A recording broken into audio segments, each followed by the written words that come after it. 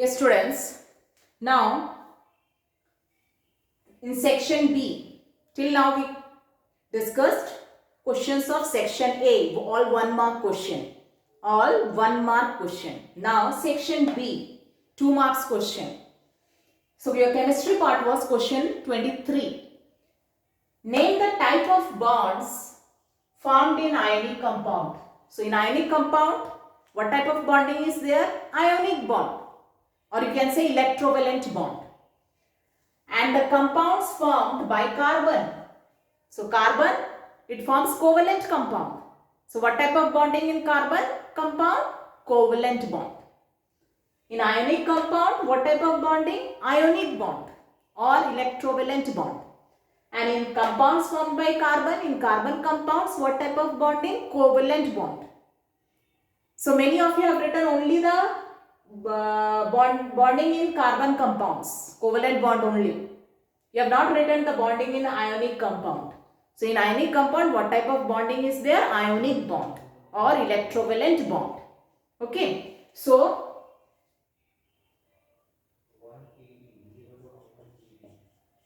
type of bond in ionic compound.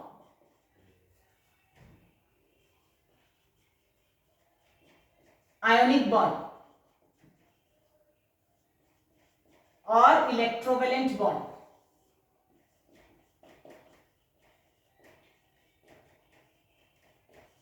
And type of bond in carbon compound. What is that? Covalent bond. Some of you have written 3 types of bonding: single covalent bond, double covalent bond. No, not required. What is asked? Write that. Compounds of carbon, what type of bonding? Covalent bond. Ionic compound, what type of bonding? Ionic bond or electrovalent bond. Next part of the question was also give 2 reasons why carbon compounds are large in number. So why carbon compounds are large in number? Here you will discuss the versatile nature of carbon. First main reason, catenation. Second, tetra covalency of carbon. Then third, isomerism. And fourth, tendency to form multiple bonds. So 2 reasons asked. 2 reasons why carbon compounds are large in number. So carbon compounds are large in number because your first reason is catenation and your second reason is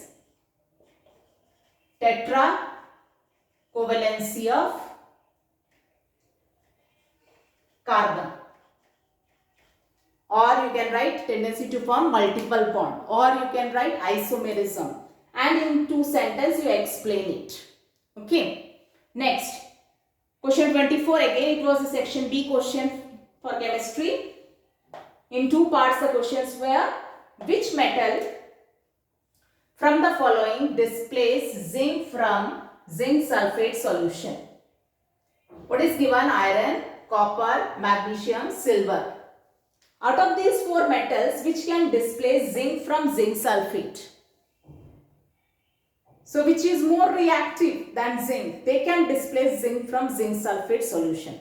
So out of these 4, which is more reactive than zinc? Magnesium is more reactive than zinc. So which metal will displace zinc from zinc sulfate solution? Magnesium. So your first part, magnesium can displace zinc from zinc sulfate solution. Why? Because magnesium is more reactive than zinc. So it can displace zinc from zinc sulfate solution. Write chemical reaction involved. So write the chemical reaction. Magnesium plus ZnSO4.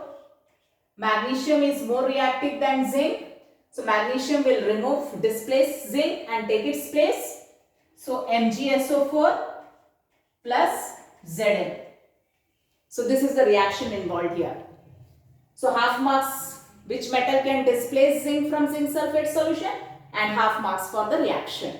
Next, arrange metals calcium, aluminium, copper, gold.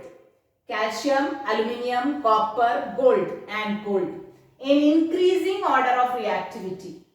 Increasing order means less reactive to more reactive. So which is least reactive out of all these? Gold. So you write gold first. And this is least reactive, so close the mouth of the sign towards gold. Then copper. Then out of calcium and aluminium, which is less reactive? Aluminium. And most reactive is calcium, so mouth should be open towards calcium. This is increasing order of reactivity of these four metals. So increasing means less reactive to more reactive. Remember this. If you write calcium, aluminium, copper, gold, it is wrong. That is decreasing order of reactivity. Okay.